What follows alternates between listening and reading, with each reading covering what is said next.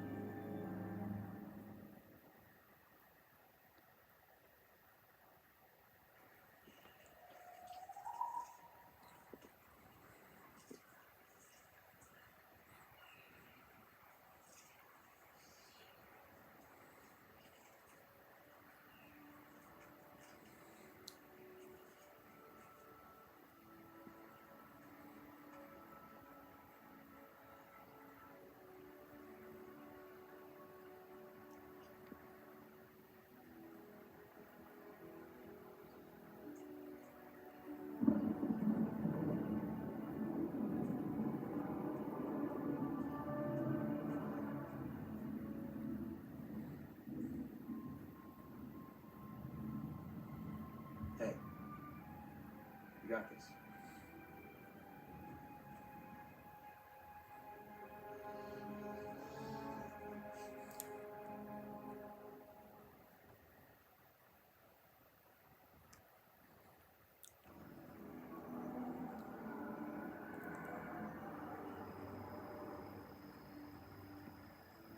This is what it would have been like.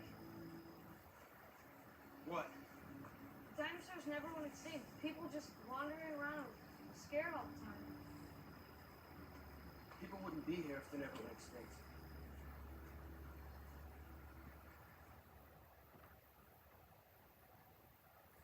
I think we're going in circles.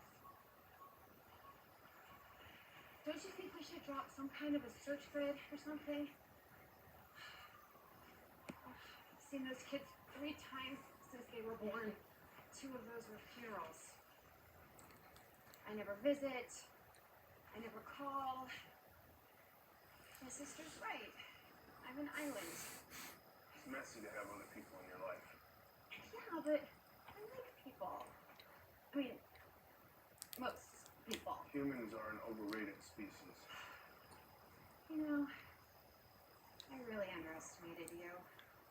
I've been treating you like some kind of Neanderthal. There's actually a lot more to you. Just get so wrapped up in all of my personal What are you doing? Look, I know you're used to watching your assets from behind glass, but out here we're on their turf. You need to cover up the smell of that vanilla scented lotion you put on before you came to see me. Why do you always... I don't smell like vanilla. We consider for a minute that I might actually know a little more about something than you do. Ready? No. No. I'm perfectly capable of doing this myself.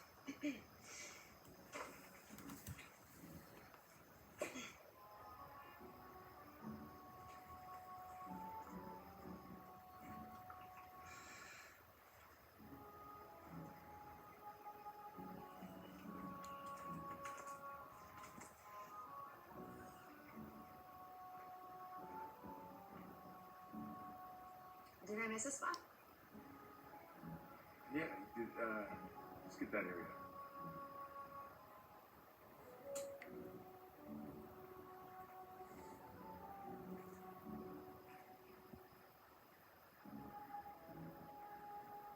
Oh, God. What? No, I didn't mean, you didn't have to get it on your face. Which is okay. Did that get in your mouth? Here.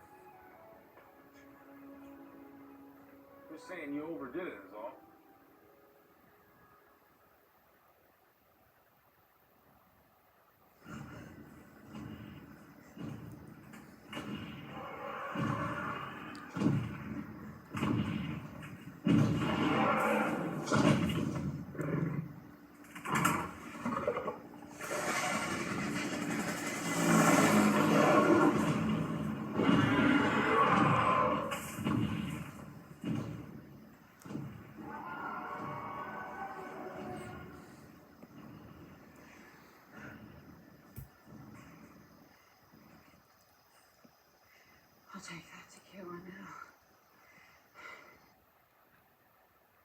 Gearing up the animals now. How long before they're ready?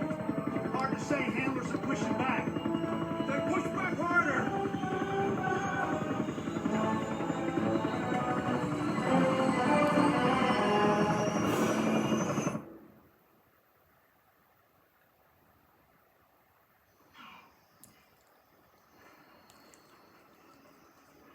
So, this is who you've been spending all your time with.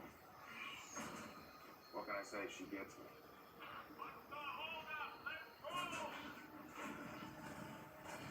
This ain't a good idea. Especially if it works.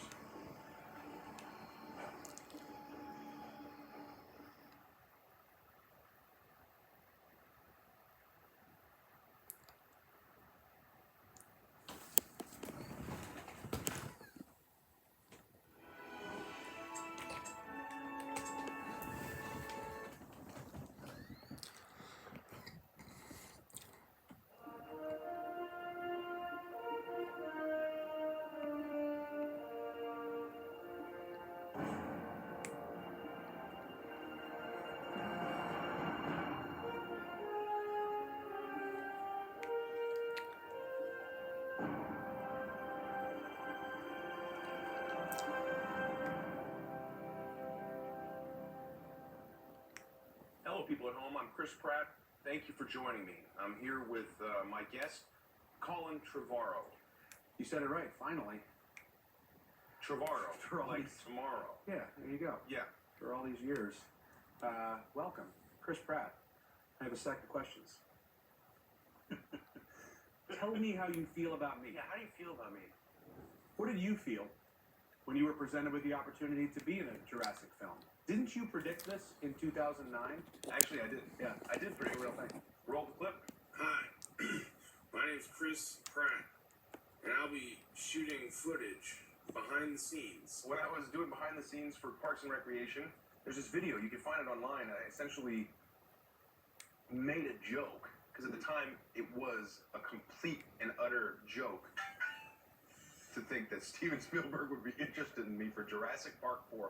I made the prediction on a video, From Steven Spielberg. God, so annoying. and I basically, in a self-deprecating fashion, alluded to the idea that he was texting me and was interested in me for Jurassic Park 4. Sorry, Steven. It's very strange. I'll have to get back to you later about Jurassic Park 4. Boom. You think there is a cosmic connection that happened now for a reason? Is that a complete coincidence? I believe it's both. I believe in paradox and humor. Yeah. So I think it was absolutely both. I put it out in the universe and it came true in a remarkable coincidence. What was your favorite moment/memory from the other Jurassic movies? My favorite moment from all the Jurassic movies is in the second Jurassic movie, in the Lost World. There's a sequence where this vehicle is hanging over a cliff and Julianne Moore falls on the glass and the glass starts cracking. And that, to me, is all-time great Steven Spielberg, all-time. There's something about his ability to put you in a situation and assume that you've reached the highest level of suspense and intensity, and then add another level. Also, when the kid in the first Jurassic Park film goes into the freezer, and you've got the raptor coming to get him, and then the raptor gets in and he's trying to get out, and instead of the kid running out, he cuts to the feet slipping on the ice and just adds this other layer. Yes. Every time it shocks and surprises you, it never feels like he's even thinking about it. It feels natural, and God, do I aspire to that. I have that question for you. Do you have memories from other Jurassic movies? I mean, the cop with the water, that was in the trailer. Because this was an event for me as a kid. It was like the first event movie of my life. I remember seeing the trailer and it was like, and the cup was vibrating and the surface of the water was rippling. I remember that moment very much. I remember when the lawyer sits down on the toilet and then the dinosaur rips everything around him and it's just him praying on the toilet and then right before he gets eaten. That was pretty good. What do you think the key is to increasing suspense? How do you do that so that it doesn't seem contrived? I think you imagine yourself a child in that scenario every time around, and I think that the fear that you had when you were a kid, it wasn't rationalized by all the things you've learned about the safety precautions we have in place to protect us as humans. Yeah. And so I think if you imagine yourself an 8-year-old, whether you're in a freezer on the edge of a boat and a shark's trying to get you, I think the reaction that a child would give is going to be the most honest and real and elemental that you could possibly come up with. I directed the whole movie as a child. Really? Absolutely. That is interesting. You remember? Yeah. Seriously though, I really did. Like, I felt like the entire experience to be able to enter the world through the eyes of a child as we go to the park with these kids, and all the way down to your relationship with Bryce. I feel like it's the way that kids think adults talk to each other. Yeah. What is that supposed to mean? It means I'm ready to go. What was the moment on set when you realized I'm in a Jurassic Park movie? This is happening and this is real. There were a lot of moments, like the whole movie. All of the moments. Every moment. Everything that was reminiscent of the original movie, like the old visitor center, the old Jeep, things like that. And when we started doing practical effects, like the Jeep crashing and me diving out of the way, or the log rolling behind us, those things. Yeah, kind of the whole movie. I mean, Kind of the whole thing. there wasn't really ever a moment where I was like, oh, this is just another day at the office. The whole time I was like, you're in Jurassic World, don't screw it up. And I felt like we're part of a great big classic movie. Like, hold on to your butts. Let me ask you this. There was at one point an idea where I think Indominus comes out and sees an animatronic T-Rex. Yeah. And then rips it, bites its head off and spits it out. Yeah. And like very much murders this thing. In a way, as we move forward with technology, CG becomes so good and animatronic becomes a bit more archaic. Do you think that scene in itself was a metaphor for what's happening with animatronics? Yeah, it was the right choice, and it was something that Steven pointed out. I just love the idea of a dinosaur biting the head off a I robot. love that too. I was like, that's so sweet. but that's the part. I think, like, I get excited because something's awesome, and I don't necessarily think about all of the reasons how it might be interpreted by people. And Steven has a really good eye for how things will be processed, and he saw that and felt like he didn't want anyone to think that we're saying our CGI dinosaur is biting the head off of an animatronic and destroying animatronics and asserting its dominance in any way, because neither of us feel that way.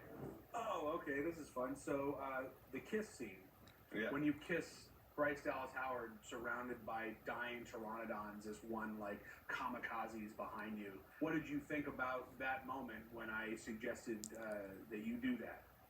I was really curious to see whether or not it would fit into the movie, because I mean, like, in balancing the tone of this, you've got like the suspense, you've got humor, the high stakes action,